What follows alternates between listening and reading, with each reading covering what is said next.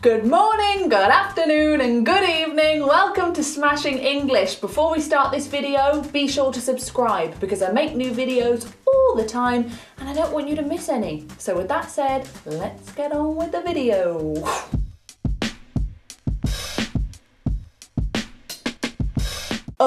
Let me tell you what happened. So, I had been out shopping and I'd had a lovely time. But when I got home, I saw that someone had broken in and there was stuff everywhere, and the robber had eaten a banana but left the peel on the floor, and he had also tried on some of my clothes and he had taken pictures on my phone, and he had obviously jumped out the window because the window was open and I saw him running off. Anyway, how was your day? Okay, let's talk about what you just heard. So, that little snippet of dialogue you heard used very heavily what we call the past perfect tense and the past perfect continuous tense. Now don't worry, I know this sounds really complicated and there's loads of words, past perfect continuous, what does this mean? But it's fine, it's easy, I'll explain. So let's start with the past perfect tense, okay? Now we use the past perfect tense to talk about something that happened in the past, so past perfect, this is all happening in the past. However, we use it to describe an event that happened before another event also in the past. Does that kind of make sense? Think about it like a timeline, okay? Imagine a timeline. Okay, I am the middle of the timeline. I am the present. I'm things happening now, okay? That is the future. This way is the future. Things happening in the future. This side is the past, okay? So this is the past. If I wanted to tell you about something that happened to me yesterday, I would use the past simple tense and tell you yesterday I walked. Okay, yesterday I walked. It happened in the past. Fine.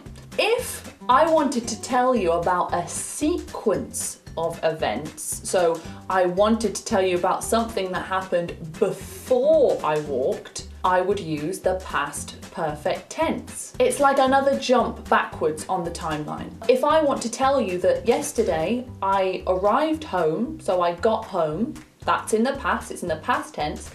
But when I got home, I realised that something had happened before I even got home. Someone had broken in. It's an event before another event in the past. Think about it this way. If I told you the story of the man breaking in, but I only use the past simple tense, it has a completely different meaning. If I said to you, so yesterday I got home and someone broke in, that makes it sound like I got home and then someone broke in while I was watching TV. It happened after I got there. But if I want to tell you that when I got home, this is what I found out, it had already happened before that other event in the past, we use the past perfect. But how do we make the past perfect? Let me tell you. It's pretty easy. All you need to know is the past tense version of the verb to have, which is had.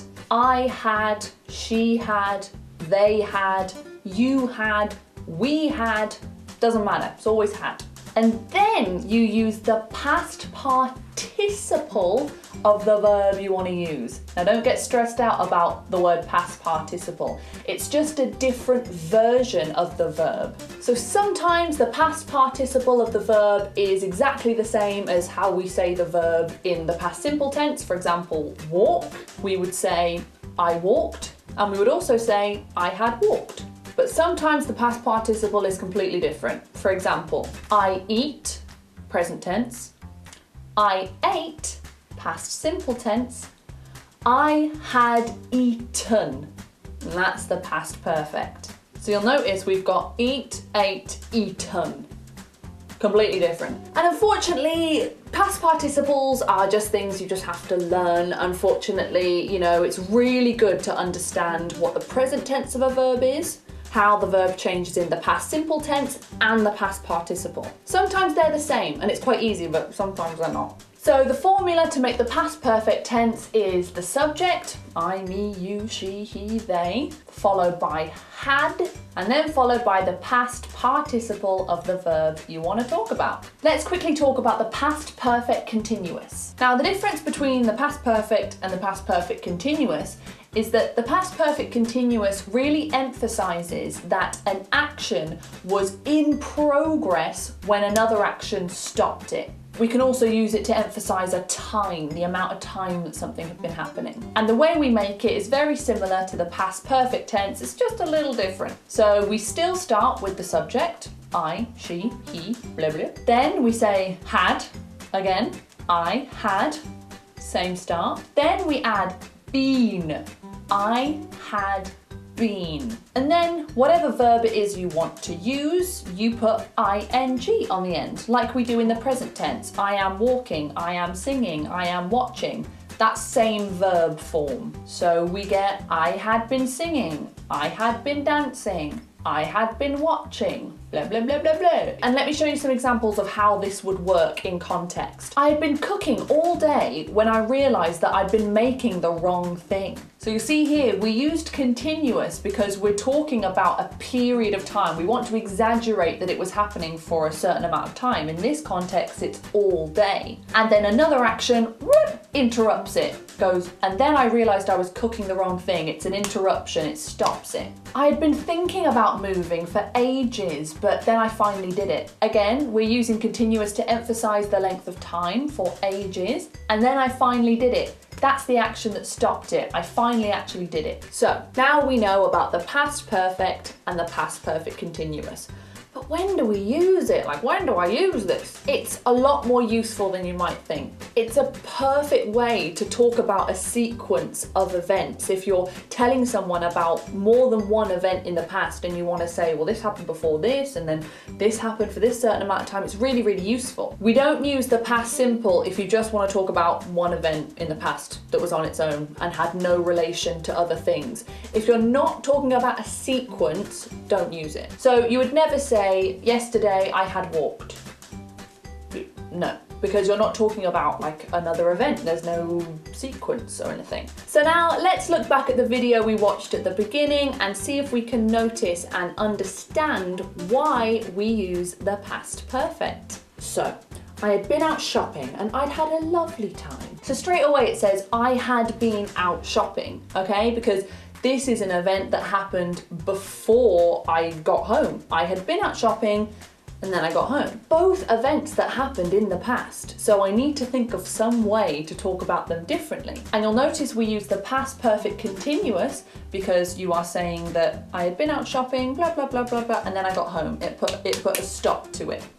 But when I got home, I saw that someone had broken in.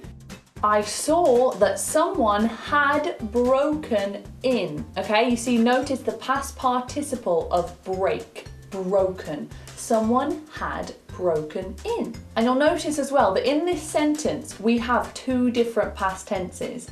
We have the past simple, I saw that, that's the past simple.